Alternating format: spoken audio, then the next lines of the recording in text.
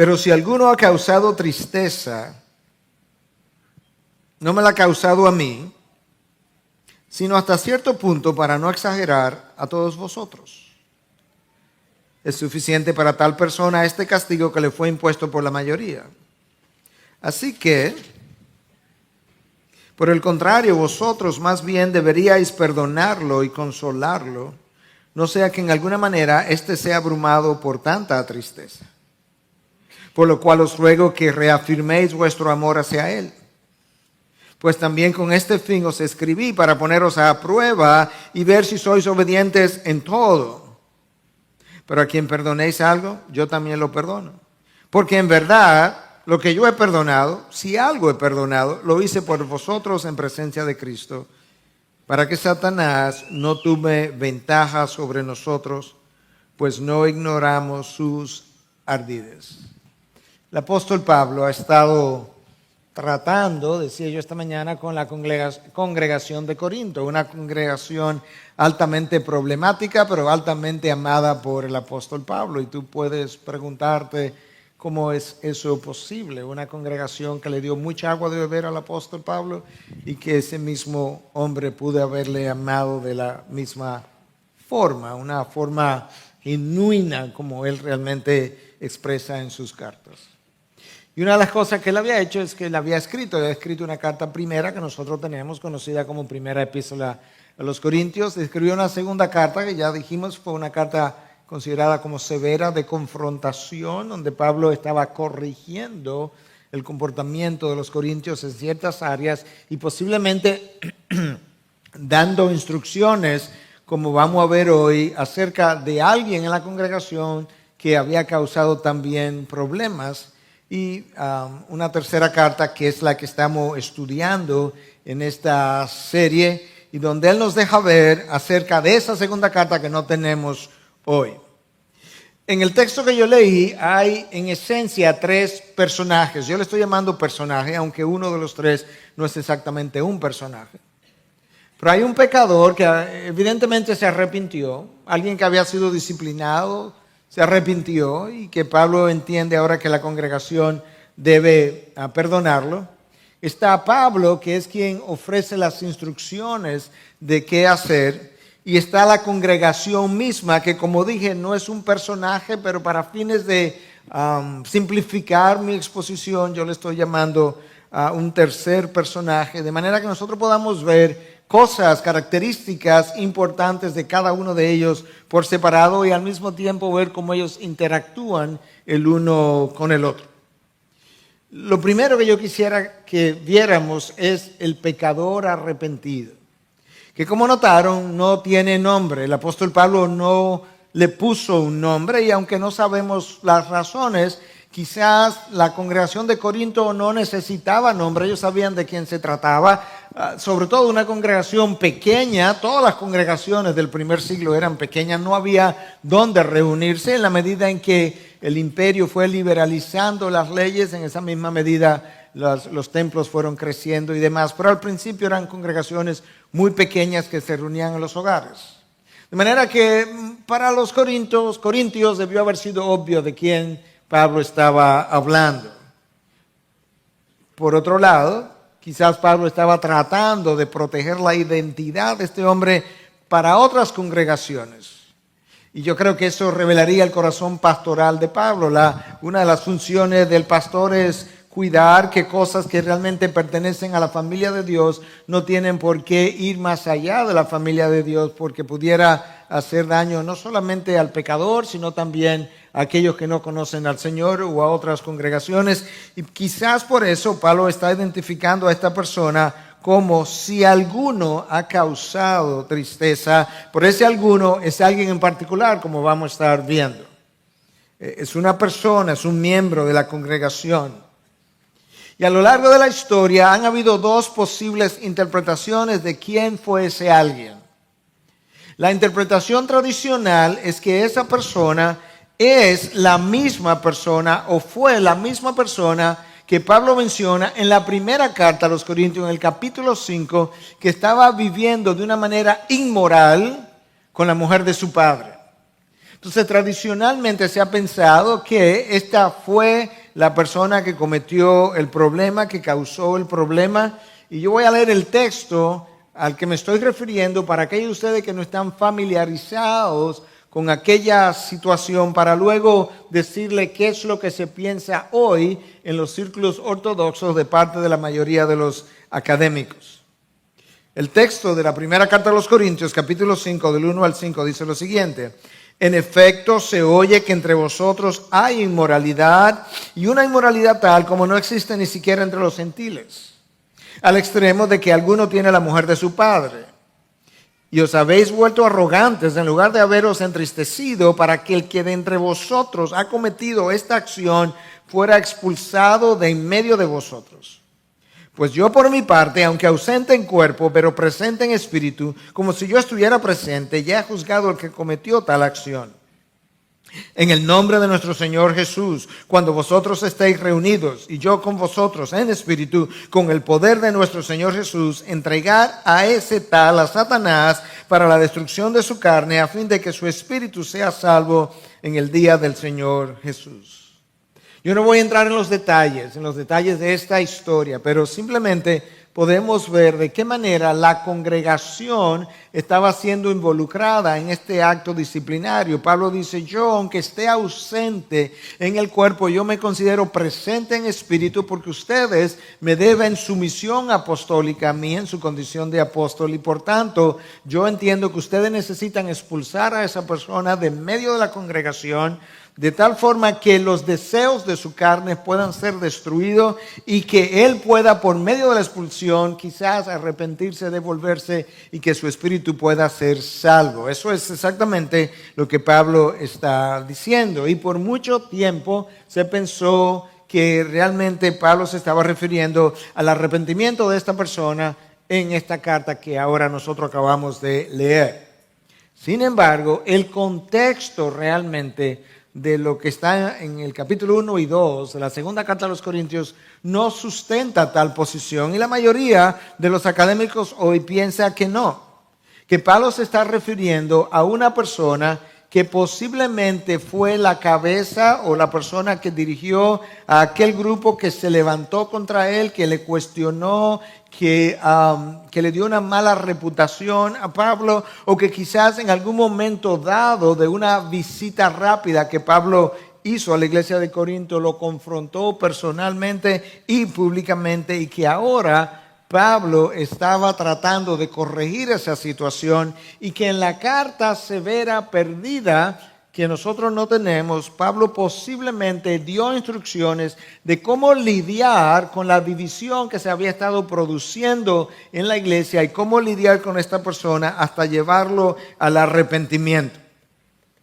Y entonces esta sería la alusión a la que Pablo hace: si alguno ha causado tristeza, no me la ha causado a mí. Es como si ellos hubiesen estado conversando y han dicho: Pablo, lo sentimos mucho por lo que esta persona ha dicho o te ha hecho. Y él está diciendo: bueno, en realidad no me la causó a mí, sino hasta cierto punto, para no exagerar, a todos vosotros. Ustedes están allá, yo no estoy escribiendo a la distancia. Ustedes han tenido que lidiar con el problema, y en realidad esto que ha surgido en medio de vosotros le ha producido tristeza más que a mí, realmente a ustedes. Y tú puedes ver en eso el corazón pastoral de Pablo, que está tratando de, si pudiéramos decir, minimizar la ofensa. A mí no me ha causado un problema, aun cuando esa persona habló contra mí. Realmente la tristeza es sobre ustedes. Pablo no quiere atizar el fuego. Pablo no quiere minimizar el pecado, porque no es un pecado que podía minimizarse. De hecho, se llamó a disciplina. La iglesia lo disciplinó, como podemos ver y veremos en el texto de hoy. Y la persona ha respondido. Pablo ahora está tratando de ayudarles a ellos a digerir todo eso. Y en vez de atizar el fuego, le quita calor a la situación. Le dice: realmente a mí no es que me ha causado tristeza, más bien es a ustedes. Y tú puedes ver un poco más adelante que parece ser que sí, que este era un problema que esta persona le causó o estaba tratando de causar personalmente a Pablo, porque en el versículo 10 Pablo dice: pero a quien perdonéis algo, yo también lo perdono. porque en verdad lo que yo he perdonado, si algo he perdonado, lo hice por vosotros en presencia de Cristo. Pablo habla en ese versículo de yo lo perdono, y dice algo más, dice yo lo he perdonado, como si esto hubiese sido algo personal, que él dice, ya yo perdoné eso, de mi parte no hay ningún problema, yo creo que ustedes lo deben perdonar también. Y ahí tú puedes ver nuevamente la intención de Pablo de echarle agua al fuego y de poder bajar la intensidad del fuego. Pablo dice también o expresa en ese versículo 10 la intencionalidad con la que él ha hecho esto. Él dice, yo lo he hecho por vosotros. Ustedes están lidiando con el problema, yo quisiera ver la iglesia tranquila, yo quisiera ver la iglesia en paz, en gozo. Yo lo he hecho por vosotros, pero lo he hecho en presencia de Cristo. Cristo es el juez, Cristo es quien juzga las intenciones del corazón, Cristo es quien juzga las acciones, Cristo es mi motivación, la cruz de Cristo es lo que me lleva a actuar, a vivir, a pensar, a escribir, a predicar de esta manera, de manera que yo he hecho eso en presencia de Cristo. Una vez más, Pablo deja ver su corazón pastoral, su sinceridad al hablar, y puede hablar luego, como lo hizo en más de una ocasión, de por qué él sentía que su conciencia estaba tranquila. Y hablamos del pecador, y hablamos de Pablo. Sería bueno que nosotros podamos ver un poco de la congregación. Evidentemente ellos disciplinaron a este individuo. Y parece ser que no solamente lo disciplinaron llamándole la atención, sino como que hubo una expulsión. Posiblemente, porque el versículo 6 dice, es suficiente para tal persona este castigo. De manera que no fue algo simplemente de palabras, hubo como un castigo impuesto. Es suficiente para tal persona este castigo que le fue impuesto por la mayoría.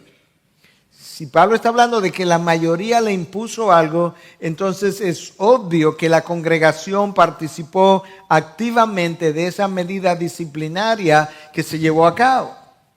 Hubo una minoría que no estuvo presente, quizás esta minoría era la que estaba en contra de Pablo, o quizás simplemente la minoría no estuvo presente por las razones que fuera, pero la mayoría de la congregación participó en esta acción disciplinaria, que es como deben ocurrir las cosas según las instrucciones que el Señor nos dejó para lo que es disciplina de la iglesia, y lo dejó en el capítulo 18 del libro de Mateo.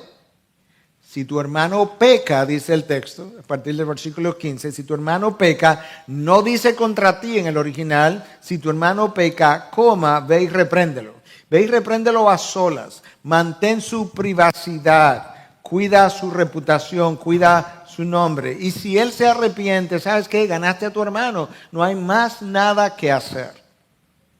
Pero, si no se arrepiente, entonces tú tienes que volver donde el hermano. Por amor al hermano, no lo dejes en su pecado y trae contigo 2 o 3 testigos.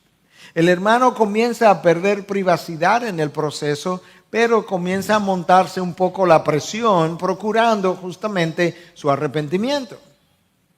Y si se arrepiente, pues has ganado a tu hermano, buena cosa has hecho, ya no hay que proceder, no hay que ir más allá.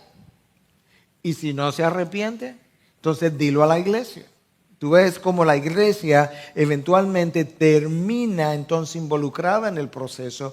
Y si no oye a la iglesia, lo que implica que hay personas de la iglesia que estaban llamando, buscando a este hermano para fines de arrepentimiento. Y si no oye a la iglesia, entonces tenlo para ti como publicano o gentil. No es un hermano. No puede estar en medio tuyo, en medio de su pecado, y no lo consideres un hermano, lo considera como un publicano o gentil, un hombre pecador. Con ese trasfondo, probablemente tú puedes entender mejor que cuando Pablo dice, es suficiente para tal persona este castigo que le fue impuesto por la mayoría, que con toda probabilidad el hermano había sido expulsado por la mayoría de la congregación. Y ahora parece ser que la disciplina tuvo un efecto, porque Pablo está llamando al perdón de ese hermano. Pablo está ayudando a la iglesia de Corinto a entender que no deben mantener la disciplina hacia el hermano más allá de lo necesario, porque hay una consecuencia negativa potencial sobre este hermano, y es que la tristeza que la disciplina le ha impuesto pudiera abrumarlo. La palabra traducida como abrumado pudiera ser también traducida como tragado. La tristeza se lo puede tragar, de tal forma que ahora el resultado final no sea el que se esperaba o el que se deseaba. Y es increíble como muchas veces nosotros tenemos dificultad en expresar ese perdón, y como muchas veces, como pasó en esta iglesia, en un momento dado la iglesia se resistió a llevar a cabo la disciplina que debieron haber llevado a cabo con un hombre que está viviendo con su madrastra y que están en silencio, que no están haciendo nada, que no están tratando con el pecado. Y Pablo dice, pero ustedes incluso se sienten como orgullosos de eso. ¿Será posible? Pero la razón por la que esta iglesia no trató con el pecado como debió en un principio es la misma razón por la que esta iglesia está teniendo dificultad en perdonar. Y digo eso porque lo que es la madurez espiritual trata con el pecado. La iglesia de Corinto no dio evidencias de madurez espiritual. Está en la primera carta mostrado de múltiples maneras. Esa inmadurez espiritual lo llevó a tolerar el pecado en un momento dado, y la misma inmadurez espiritual lo llevó a no querer perdonar en otro momento dado, y donde Pablo tiene que entonces decir, hermanos, ya, perdonen a ese hermano. Nosotros no podemos olvidar como pueblo de Dios que el perdón es un reflejo del amor de Dios hacia nosotros y hacia los demás. Si amas a tu hermano, perdonas a tu hermano. La disciplina no es el polo opuesto del perdón. La disciplina y el perdón cohabitan bajo la misma sombrilla del amor. La disciplina es un acto de amor para sacar al hermano del pecado. Dios dice en Hebreos 12 que aquel que ama a su hermano, o mejor dicho, que Dios a quien ama, Él disciplina, lo azota, y a quien Él no tiene por hijo, como hijo ilegítimo, Él no está siendo disciplinado por Dios. Pero ese mismo amor que disciplina es el mismo amor que perdona. La disciplina es una expresión del amor de Cristo, el perdón es otra expresión del amor de Cristo. Entonces escucha las instrucciones de Pablo. Estamos viendo al pecador, estamos viendo a Pablo, estamos viendo a la congregación. Escucha las instrucciones de Pablo. Versículo 7. Así que por el contrario, vosotros, esa es la congregación, más bien deberíais perdonarlo y consolarlo, no sea que en alguna manera éste sea abrumado por tanta tristeza. Por lo cual os ruego que reafirméis vuestro amor hacia él. El hermano se ha arrepentido. Arrepentido el hermano, Pablo tiene 3 instrucciones. Deberíais perdonarlo. Deberíais consolarlo. La palabra traducida como consolarlo ahí es parakaleo en el original, que implica venir al lado de alguien, de tal forma que Pablo está diciendo, tú lo perdonas, ven a su lado. Y finalmente afirma tu amor hacia él. El llamado es al perdón. Y yo creo que muchas veces nosotros tenemos poco entendimiento de lo que es el perdón. Con frecuencia pudiéramos tener un entendimiento mental, cerebral, intelectual de lo que es el perdón, pero a nivel práctico, como que nosotros no sabemos manejar eso, ni sabemos cuál es la base, el fundamento para perdonar. Entonces déjame darte algunas definiciones prácticas de lo que implica perdonar. Por un lado, el perdón es pasar por alto una ofensa. Pasar por alto una ofensa. Entonces vamos a pretender, pastor, que no nos ofendieron. No, eso no es lo que estoy diciendo. Tú reconoces la ofensa, tú puedes reconocer incluso el dolor que la ofensa te produjo, pero tú decides pasarla por alto. De hecho, el autor de Proverbios en 19:11 dice que la discreción del hombre le hace lento para la ira y su gloria es pasar por alto una ofensa. Su gloria, la gloria del hombre, es pasar por alto una ofensa. Perdonar es liberar al otro del juicio. Es otra manera de verlo. El juicio que tienes sobre él por su acción, tú lo liberas. Eso sería también el perdón. Perdonar es renunciar a la venganza. Hay sentimientos que muchas veces afloran, que vienen a nosotros cuando hemos sido heridos, que queremos entonces como vengar la herida. Como que si estoy herido, el otro debiera tener algún tipo de herida también, como para parecernos en algo. Otra manera de ver el perdón es que el perdón es dejar ir el amargo que la experiencia produjo. El perdón no niega la experiencia, no niega el dolor de la experiencia, no niega lo amargo de la experiencia, pero tú puedes al perdonar dejar ir el amargo que esa experiencia te produjo. Y perdonar es no demandar justicia por el daño hecho. No demandar justicia por el daño hecho. Cuando tú piensas ahora en el perdón de Dios, una forma ilustrativa de pensarlo es que el perdón de Dios es el bálsamo espiritual que Dios aplica para remover el ardor de nuestras heridas del corazón. El perdón de Dios es el bálsamo espiritual que Dios aplica para remover de nosotros ese ardor inicial que tú sientes cuando hay una herida fresca, para remover ese ardor de tu corazón y de tu memoria. Entonces ahora si piensas en la congregación de Corinto, este hermano se ha arrepentido, en esencia Pablo está diciendo, pasa por alto la ofensa, ya olvídala. O quizás estaba diciendo, libera a este hermano de la disciplina, ya le aplicaste el castigo, ya lo expulsaste, ya llevaste a cabo la acción que haya sido, ya termínala.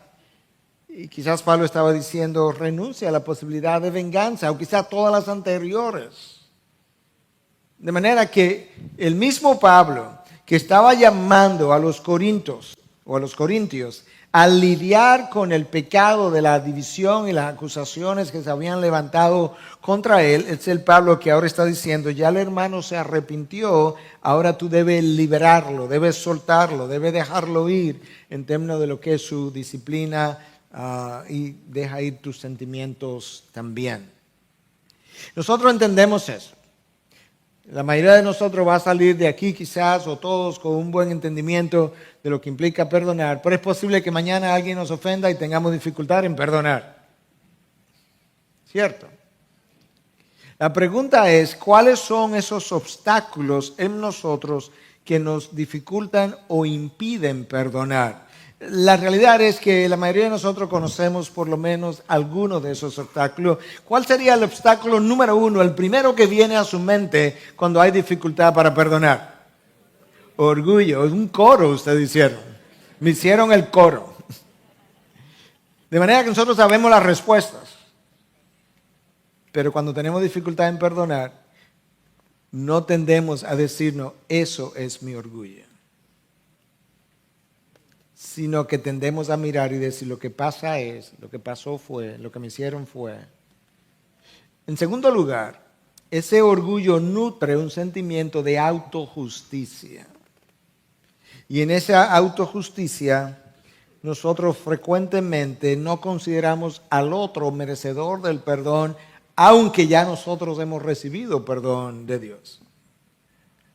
Y otras veces, como ya mencioné, es que nosotros nacemos, venimos a este mundo como con un chip que demanda justicia. Y nosotros quisiéramos que la justicia que nosotros entendemos debiera ser aplicada al otro, pues se le aplique. Muchas veces usted ha oído o quizás ha dicho, pero eso no es justo. Y la verdad es que Dios me ha ido entrenando para cada vez que un sentimiento de ese tipo aflore a mi mente, poder decir, voltea la vista a la cruz y dime si eso fue justo. Que el inocente pagara por el culpable. Dime a ver dónde, en qué ecuación el pago del inocente por el culpable es justo. De tal manera que de hace un tiempo para acá Dios me ayudó a decirme, de este lado de la gloria, olvídate de lo que es justo o no justo en términos de los hombres, piensa en lo que es justo conforme a mi ley y trata de vivir por eso. Este viernes pasado nosotros tuvimos un retiro con el equipo de la oficina, un retiro de un día, y estábamos tratando de diagnosticar nuestra salud espiritual. Usted a veces va al médico, a veces va donde un médico y dice, yo necesito un chequeo general. Yo creo que usted debiera ir de vez en cuando donde alguien decirle, yo creo que yo necesito un chequeo no general del corazón, un chequeo específico del corazón, a ver dónde que yo estoy. Entonces, en esa evaluación que hicimos todos, personal y de equipo, compartimos varias cosas. Y en un momento dado llegamos a un punto donde estábamos hablando de cómo muchas veces juzgamos a los demás o nos juzgamos nosotros mismos uno al otro. Y entonces yo citaba a un autor de un pequeño libro que se llama Note to Self, o una nota a ti mismo, o una nota al yo, y yo se la voy a leer esas dos citas. Una de ellas dice, la verdad es que usted no dejará de juzgar a los demás hasta que deje de verse a sí mismo como un estándar de justicia. La verdad es que usted no dejará de juzgar a los otros hasta que usted no se vea como el estándar o la vara a través de la cual los otros son medidos. Y la segunda cita es más bien una pregunta que dice, ¿es usted misericordioso, compasivo y clemente o gravita hacia quererle dar a la gente lo que usted cree que ellos merecen? Wow, qué pregunta. Usted gravita hacia quererle dar a la gente lo que usted cree que ellos merecen. Imagínate que el hijo gravitara hacia el padre para decirle que nos dé lo que nosotros merecemos. Hubiésemos desaparecido hace mucho tiempo. Entonces el orgullo es lo que impide muchas veces la actitud compasiva hacia el otro, pero lamentablemente cuando el orgullo no es tratado, el orgullo produce un endurecimiento del corazón tuyo y del corazón mío. Y como estamos hablando de diagnosticar problemas espirituales, sería bueno preguntarnos, yo tiendo a pensar mucho como médico en síntomas, signos, problemas, cura, sería bueno como preguntarlo, ¿cuáles son algunos de los síntomas de un corazón endurecido? Y ya que usted preguntó, yo le voy a decir. Síntoma número 1, repite la injusticia recibida. No es que no haya un momento para hablarla, es la repetición de la misma. Frecuentemente es un síntoma de ese corazón endurecido.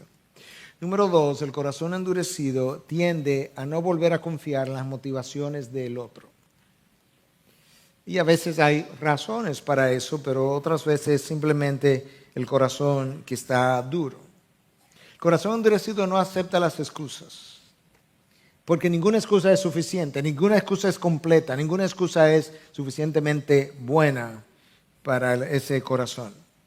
Cuando se ofrece una solución para salir del conflicto, el corazón endurecido la rechaza, porque ninguna oferta es tampoco suficiente para el dolor que ha sentido.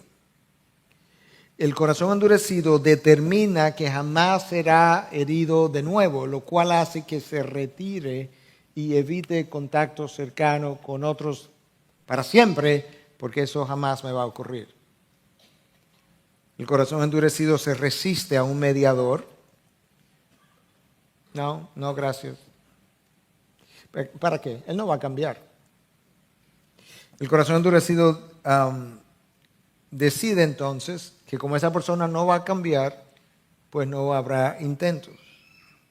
El corazón endurecido desea venganza en ocasiones, otras veces daña la reputación del otro y otras veces no acepta responsabilidad por el hecho, porque él no cree que tiene culpa.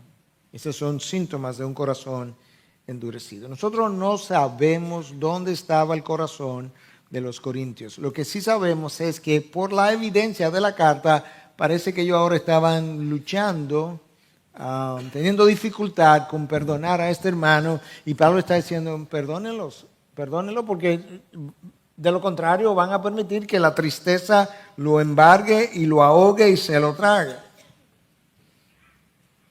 La congregación de Corinto tenía que madurar, y tenía que madurar en diferentes aspectos. Entonces, como dijimos, ¿verdad? Hablamos del pecador, hablamos de Pablo y hablamos de la congregación. Sigamos viendo en el tiempo que me queda y con los versos que me quedan la interacción, por así decir, de estos tres jugadores. Escucha lo que Pablo dice en el versículo 9. Pues también con este fin os escribí, para poneros a prueba y ver si sois obedientes en todo. Con este fin os escribí. ¿Cuándo lo escribiste? Esa carta que no tenemos, de la cual ya hablamos, a la cual hacen referencia a otros versículos, yo la escribí con más de un motivo. El motivo número uno fue justamente para confrontarlos, donde Pablo dice, si esta carta le produjo tristeza, en un texto anterior, pues yo lo siento, pero esa no fue mi intención. Pero sí quería que la carta le produjera arrepentimiento. Esa fue una motivación, pero había otra motivación que él la declara en este versículo 9. Pues también, por eso es que hay otra, también con este fin os escribí. ¿Cuál fue tu fin, Pablo? Ese otro fin, ¿cuál fue? Para poneros a prueba y ver si sois obedientes en todo. No olviden que hay alguien en la congregación de Corinto que ha revolteado, por así decirlo, a algunos más, y la autoridad apostólica de Pablo está bajo cuestionamiento. Si estaba bajo cuestionamiento, la autoridad apostólica de Pablo estaba bajo cuestionamiento lo que Pablo enseñaba, y si estaba bajo cuestionamiento la enseñanza de Pablo, el evangelio estaba en juego. Y ahora Pablo está diciendo, esta carta también fue motivo de prueba para ustedes. Ustedes que fueron fundadas por mí como figura apostólica, me deben obediencia apostólica. Y a pesar de que yo le he servido como un siervo común y corriente, al mismo tiempo les recuerdo que las mismas ovejas a las que yo le he servido como siervo son las mismas ovejas que deben devolverme sumisión y obediencia como figura apostólica. Y eso es una gran paradoja que existe en todas las iglesias. El autor de Hebreos, por ejemplo, nos manda a nosotros los pastores a servir a la congregación sin ejercer señorío sobre ellas y a servirle desinteresadamente, sin ningún interés por el medio. Y al mismo tiempo le habla a la congregación y le dice, pero congregación, ovejas, someteos a vuestros pastores, pues ellos darán cuenta de vuestras almas ante Dios. De tal forma que el liderazgo les sirve a las ovejas, siendo ellos simplemente siervos para ellos, y a la vez a esas ovejas le dice, ahora en retorno sométanse a sus siervos, pastores, no por lo que ellos son, sino por la posición que Dios le ha dado. Entonces eso es lo que Pablo está haciendo. Y en este caso Pablo le está pidiendo a la congregación que perdone a este hermano, y él quiere ver si lo van a hacer. Él quiere ver si ellos van a obedecer, si ellos se van a someter. Quería ver si iban a ser obedientes. Y evidentemente ellos llegaron a donde Pablo quería que llegaran. En el versículo 10, que es el próximo entonces, Pablo dice, pero a quien perdonéis algo, yo también lo perdono. Nota la relación entre Pablo y la congregación. A quien ustedes lo perdonen, yo también lo perdono. Pero Pablo parece que ya ha hecho eso antes, porque él dice, porque en verdad lo que yo he perdonado, acción pasada, lo que yo he perdonado, si algo he perdonado, lo hice por vosotros en presencia de Cristo. En este texto, la frase, si algo he perdonado, pudiera dar una falsa impresión, pudiera pensarse que, bueno, pues Pablo quizá no está seguro de este perdón, porque le dice, si algo he perdonado. Pero obviamente el contexto no puede ser ese, porque él está animando a la congregación a que lleve a cabo el perdón. Lo que Pablo sí parece estar diciendo es, si une todo, es que él vio la ofensa. La ofensa pudo haber sido personal, pero él no se ofendió. Y claro, si no hay ofensa, no tengo nada que perdonar. Entonces Pablo dice, si he perdonado algo, a quien ya ustedes perdonaron, yo lo perdoné. Si es que he perdonado algo, porque si él no se ofendió, pues no tiene nada que perdonar. Y yo decía esta mañana, al final del día, nosotros decidimos si nos ofendemos o no nos ofendemos. No, pastor, eso no es así, ¿no? Es que uno es humano y hay cosas que son hirientes, hay cosas que son pecaminosas. Sí, pero al final del día yo decido ofenderme o no ofenderme. Pastor, pero yo recuerdo que una vez usted se ofendió. Sí, pero el que yo me ofenda no cambia la verdad de las cosas. El que yo viole la definición de algo no cambia la definición. En la cruz, todo lo que se hizo contra Cristo fue altamente ofensivo, repugnante. No ha habido una acción más malévola, más inicua que lo que se hizo contra el Hijo de Dios en la cruz. Y tú no lo ves ofendido, tú lo ves quizá triste, diciendo, Padre, perdónalos porque no saben lo que hacen. Si ellos supieran lo que esta acción va a significar para ellos, ellos no estarían haciendo esto. Sí, pastor, pero que usted me está comparando con Cristo. Y eso era Dios. Yo no soy Dios. Ok, está bien, no te voy a comparar con Dios encarnado. Con Esteban. Esteban está siendo apedreado y mientras lo matan, mientras lo asesinan a pedradas, Esteban dice, Padre, no tome en contra de ellos este pecado. No le tome en cuenta este pecado. Ya eso no es Cristo. Esteban decidió al final de su apedreamiento y muerte no ofenderse, sino interceder ante Dios. Escucha otra vez lo que dice Proverbios 19:11. La discreción del hombre le hace lento para la ira y su gloria es pasar por alto una ofensa. Pasa por alto esta parte de tu gloria, entre comillas. Escucha cómo la Nueva Traducción Viviente lo tiene. Las personas sensatas no pierden los estribos. Eso es lento para la ira. Se ganan el respeto, ahí está la gloria, se ganan el respeto pasando por alto las ofensas.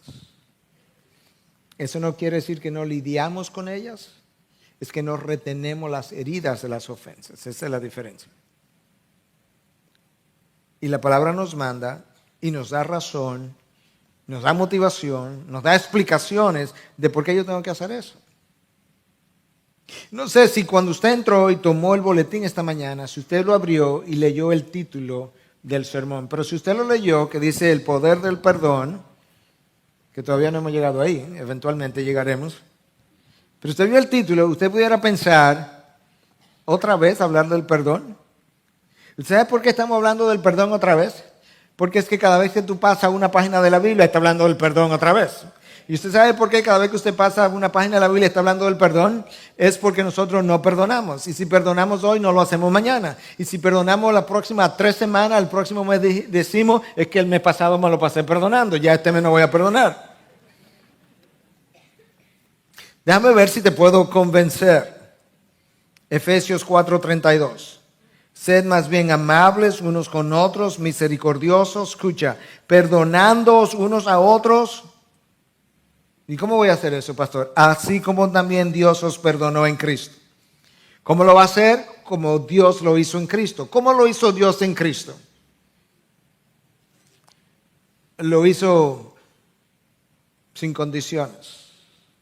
2 Corintios 5. Dios estaba en Cristo, no contando las transgresiones de los hombres en su contra, no apilando los pecados, no contando sus faltas. De esa misma manera, Dios nos manda en Efesios 4:32 a perdonar. Lucas 17:3-4. Tener cuidado, eso es Cristo hablando. Si tu hermano peca, repréndelo. Y si se arrepiente, perdónalo. Y si peca contra ti 7 veces al día y vuelve a ti 7 veces diciendo me arrepiento, ¿qué hago? Perdónalo. Pedro fue donde el maestro dice, maestro, los judíos pensaban en esa época que Tú podías perdonar hasta 3 veces. ¿Más de 3 veces? No. Entonces Pedro va donde el Señor Jesucristo y le dice, bueno, no sé si hizo la matemática, pero pensando en Pedro, vamos a ilustrarlo. Pedro quizás dijo 3 veces lo que nosotros decimos que perdonemos. Lo voy a multiplicar por 2, son 6. Le voy a agregar uno de ñapa en buen dominicano, son 7. Maestro, ¿lo perdono 7 veces? Como muy magnánimo pensando, oh, wow, Pedro, te la comiste. No, 7 veces no, Pedro, 70 veces 7. 400, o sea que si llego a 491 ya terminé. No, Pedro, es una figura del habla para decirte cada vez que te pida perdón. Bueno, pero es que, bueno, tú oíste que hay que perdonar como Dios nos perdonó en Cristo. ¿Cuántas veces te ha perdonado Cristo? ¿Cuándo llegaste tú a la vez número 500 del perdón de Cristo? ¿Hace cuántos años? Lucas 6:37, no juzguéis y no seréis juzgados, no condenéis y no seréis condenados. Escucha, perdonar y seréis perdonados. Ahora tengo yo un interés en perdonar. Y es que si no perdono, no me perdonan. Colosenses 3:13, soportándoos unos a otros y perdonándoos unos a otros. Si alguno tiene queja contra otro, como Cristo os perdonó, así también hacedlo vosotros, como Cristo lo hizo. Si todavía no fuera suficiente, Marcos 11:25, y cuando estéis orando, perdonad si tenéis algo contra alguien, para que también vuestro Padre que está en los cielos os perdone vuestras transgresiones. ¿Escuchaste? Cuando estés orando, tú estás ahí orando, Señor, yo te pido en el nombre de Jesús, y ahí viene la figura de Pedro, a quien tú no has perdonado, Pablo, José, Miguel, quien sea. Porque sabes que cuando no hemos perdonado, esa figura nos sale hasta en la sopa. Tú estás tomándote una sopa de letra y se forma el nombre de él ahí en la sopa. Tú te vas de fin de semana y estás viendo el campo, los árboles tienen el nombre de esa persona. Entonces cuando estés orando y te acuerdes, el texto de Marcos nos dice que tú debes perdonar si tiene algo contra alguien para que vuestro Padre que está en los cielos os perdone vuestras transgresiones. Si no perdono a mi hermano, no me perdonan a mí. ¿Tú estás convencido ahora de la obligatoriedad de perdonar?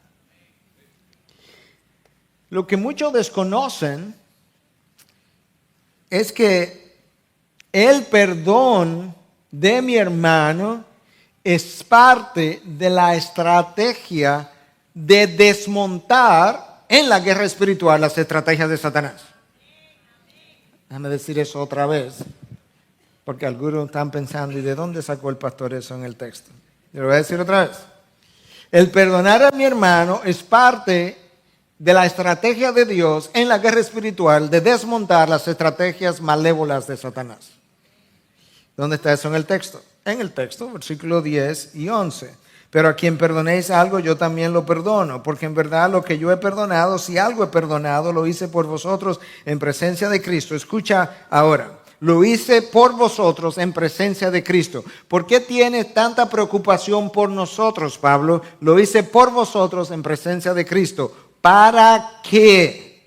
Eso es una frase que une los dos versículos, el 10 y el 11, pero me lo une para darme un propósito, una razón, para que Satanás no tome ventaja sobre nosotros, pues no ignoramos sus ardides. Uno de los ardides de Satanás es provocar la disensión entre hermanos y la falta de perdón entre hermanos. Eso es un ardid, y un ardid es una maquinación malévola. Y cuando Satanás logra eso, el texto de aquí nos deja ver que él toma ventaja sobre nosotros, él gana terreno sobre nosotros, los hijos de Dios. De manera que cuando Satanás entra a una congregación como la de Corinto, él comienza a pensar, ¿de qué manera divido yo a esta gente? ¿De qué manera yo causo rencillas y falta de perdón?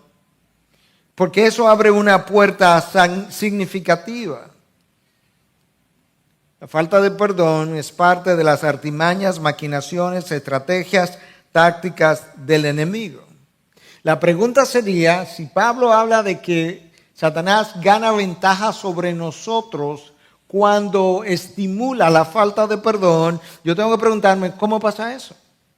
¿Cómo gana ventaja Satanás sobre mi vida? Sobre una congregación, sobre una familia, sobre un matrimonio. ¿Cómo ocurre eso? Bueno, si tú tienes en mente cuál es el propósito número uno del archienemigo del pueblo de Dios, Satanás, entonces pudiera comenzar a entender un poco mejor de qué manera él gana ventaja o terreno en medio de los hijos de Dios. En Juan 10, capítulo 10, versículo 10, Cristo nos deja ver en la segunda parte que Él vino para darnos vida y darnos esa vida en abundancia. Pero la primera parte del versículo dice que el enemigo viene para robar, matar y destruir. El enemigo, mejor dicho, el ladrón, es la expresión que dice Juan 10. Pero el ladrón en el contexto puede significar un falso maestro, puede significar el sistema judaico corrupto del primer siglo. Ese ladrón que viene por las ovejas, su intención es robar, matar y destruir. Pero el ladrón representa las maquinaciones de Satanás, de manera que nosotros podemos fácilmente concluir que la obra de Satanás es venir a robar y matar y destruir el pueblo de Dios. Y la falta de perdón entre hermanos es un instrumento poderoso para causar destrucción. ¿Cómo lo hace? Bueno, ya que preguntaste, vuelvo a responderte. En primer lugar, la falta de perdón, lo primero que hace es que socava mi relación con Dios. Y llega un momento incluso que en mi resentimiento ni oro, ni tengo deseo de orar, ni creo que vale la pena orar, de tal manera que mi relación con Dios está destruida. No mi salvación, si soy creyente, pero mi relación con Él porque ni siquiera tengo una ya. Y se me olvida que cuando Cristo enseñó el Padre Nuestro, nosotros en la oración, Él nos enseñó a decir, perdona nuestras deudas como también nosotros perdonamos a nuestros deudores.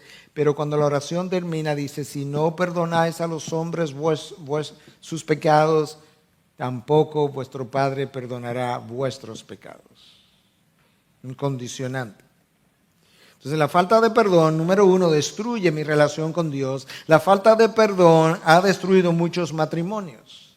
Pero resulta que el matrimonio es la institución que simboliza la unión de Cristo con su iglesia. Y ese simbolismo real de la unión de Cristo con su iglesia es destruido por una falta de perdón.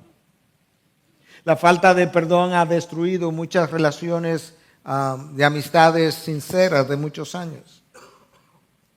La falta de perdón destruye el amor mutuo que se supone debe caracterizar al cristiano. Por esto conocerán que sois mis discípulos, si os amáis los unos a los otros. Destruye el amor mutuo. La falta de perdón destruye el testimonio cristiano, porque los que están ahí afuera, al ver la falta de perdón de los que estamos aquí adentro, ahora tienen una mala impresión, un mal testimonio de nosotros y le estamos dando razones para ellos no querer entrar a este lugar y rechazar nuestra fe. La falta de perdón ha destruido iglesias, ha dividido iglesias. No hay un instrumento más divisivo que la falta de perdón. Y lo último que voy a mencionar, no lo último que la falta de perdón hace, pero lo último que voy a mencionar es que la falta de perdón destruye la paz interior del creyente. Y Cristo lo ilustró a través de una parábola sumamente beneficiosa para nosotros. Escucha, Mateo 18, en el mismo capítulo donde se habla de la disciplina de la iglesia. Por eso el reino de los cielos puede compararse a cierto rey que quiso ajustar cuentas con sus siervos. Y al comenzar a ajustarlas, le fue presentado uno que le debía 10,000 talentos. Pero no teniendo él con qué pagar, su señor ordenó que lo vendieran junto con su mujer e hijos y todo cuanto poseía, y así pagara la deuda. Eso era como se hacía en el pasado. Si tú no tenías con qué pagarme, te vendo a ti como esclavo. Si eso no me da, te vendo a tu mujer como esclavo. Si eso no me da, vendo a los hijos como esclavo. Si eso no me da, vendo todo lo demás que tú tienes. Entonces el siervo cayó postrado ante él diciendo, ten paciencia conmigo y todo te lo pagaré. Y el señor de aquel siervo tuvo compasión y lo soltó y le perdonó la deuda. Pero al salir aquel siervo encontró a uno de los consiervos que le debía